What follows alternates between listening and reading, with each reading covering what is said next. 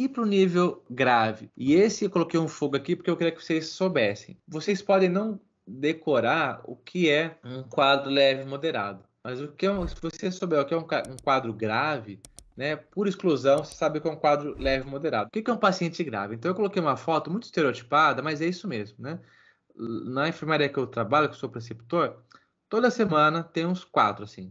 São 20 leitos, 23 leitos.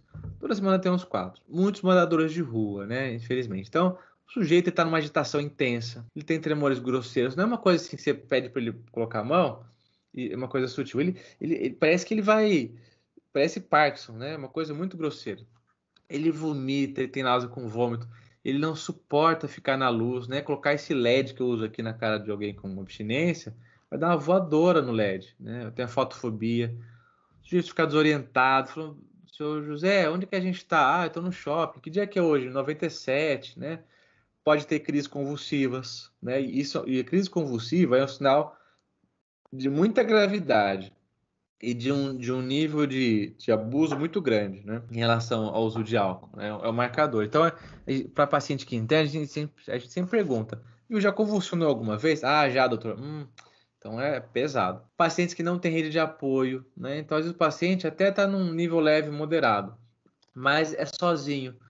Dá para confiar? Às vezes não dá. E qual que é o problema de um paciente que não tem rede de apoio? A gente dá o diazepam na mão dele, ele vai lá e bebe junto com o diazepam, né? E qual que é o problema disso? Você já sabe, faz uma depressão respiratória, o diafragma para de ventilar, o sujeito morre em casa sozinho, né? Então a importância da rede de apoio, de ter alguém de olho. E pacientes com complicações clínicas.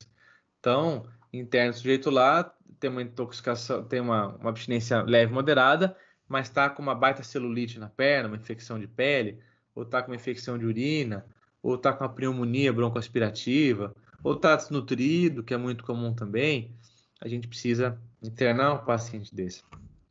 Essa semana, lá na enfermaria, né, nas últimas 2 semanas, tem um senhor, com 50 e poucos anos, acho que é um dos casos mais graves que eu já vi.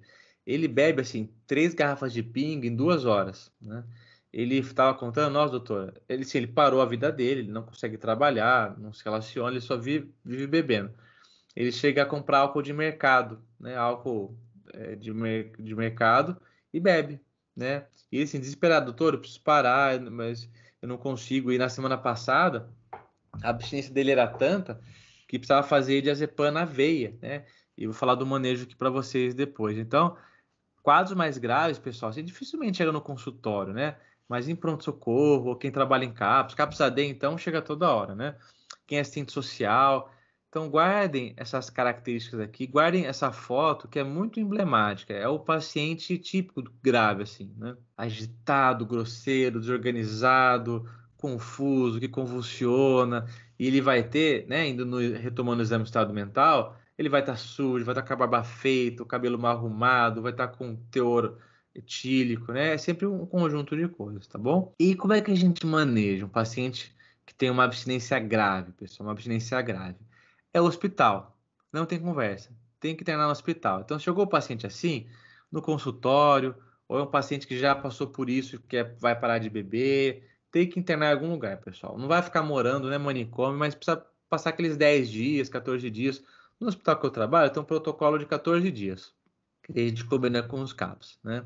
Então, é um ambiente hospitalar. E não é punição, não é castigo, mas precisa de um suporte clínico. Porque se o sujeito tem uma parada cardiorrespiratória, tem uma crise convulsiva, ele vai estar ali bem assistido. Em relação à alimentação no hospital, pessoal, a gente põe uma dieta leve, né? Porque o paciente pode estar sonolento, com a medicação pode broncoaspirar. Se ele tiver muito sedado, muito confuso, muito agitado, a gente deixa em jejum no começo. Tem que hidratar bem esse paciente, 100% chega desidratado, né? Porque não bebe água, bebe álcool, e o álcool desidrata, faz urinar muito. E hidratação na veia. E muitas vezes a gente tem que deixar um soro basal, que eu vou deixar descrito para vocês depois também. Que a gente põe NaCl, 20%, 20 ml, põe um soro glicosado, 5%, 1 ml ali, e uma ampola de KCl de 19,1% ali, 10 ml. Eu vou deixar as receitas todas para vocês depois, tá? Faz aí de 8 a 8 horas o primeiro, o segundo dia, para hidratá-lo e repor os eletrólitos também, tá? As vitaminas também, precisamos repor tiamina nesse sujeito, pode ser endovenosa ou intramuscular, aí depois a gente passa para a via oral, tiamina, tiamina, tiamina, tiamina, tiamina, tiamina.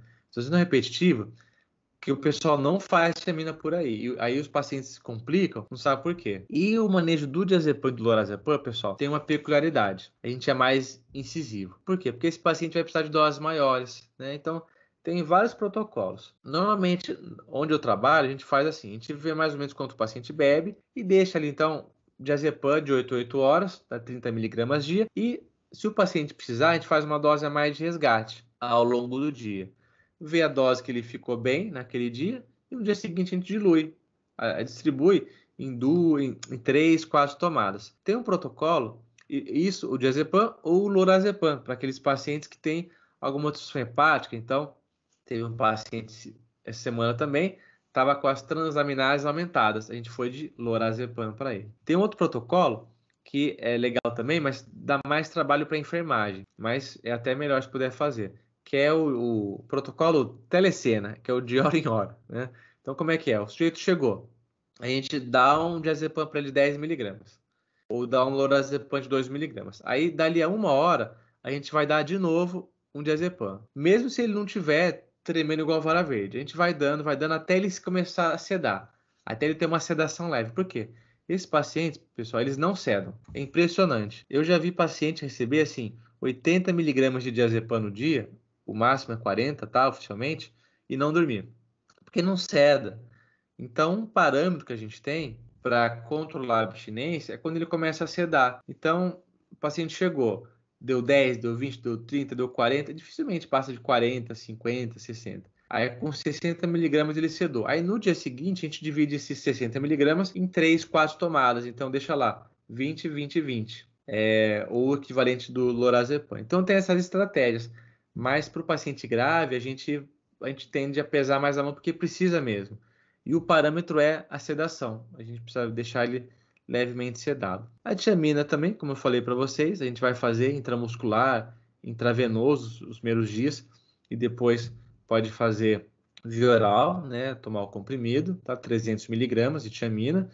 E muitas vezes, pessoal, precisa fazer uma contenção física. Por quê? Não é castigo, não é punição. O paciente num quadro grave de abstinência, ele pode se colocar em risco, ele pode ficar agressivo, ele cai da maca, né? E já vi várias vezes, infelizmente. O paciente cai da maca, ele fica agitado e cai. Aí faz um TCE, né? Faz um traumatismo crânioencefálico, e aí Deus não se acuda. Então, muitas vezes a gente precisa conter esse paciente. Quando a gente conter esse paciente, quando tiver, conter, né? Quando a gente conter, a gente precisa seguir um protocolo direitinho de segurança, né? E temos uma aula aqui na comunidade sobre isso, você pode assisti-la depois, mas basicamente a gente tem que deixar a cabeceira elevada, não pode deixar deitado, senão ele broncoaspira, tem que ver se não está garroteando, se tem o pulso está presente, se ele está ventilando, né? Às vezes o pessoal faz a contenção de peitoral, o paciente para de ventilar e ele morre ali sufocado porque não expande a caixa torácica. Então, tem que ver os sinais vitais desse paciente também. Então, pacientes graves, pessoal, é enfermaria. Quem aqui trabalha em enfermaria, talvez esteja um pouco acostumado já, mas sempre vale a pena ter na cabeça esse roteiro, para não esquecer de nada, tá? E para quem não trabalha em ambiente de enfermaria, tem uma ideia de como é que funciona, que é um passo além de um tratamento ambulatorial, mas é muito parecido, né? Suporte, vitamina e benzo. Suporte, vitamina e benzodiazepínico, tá bom?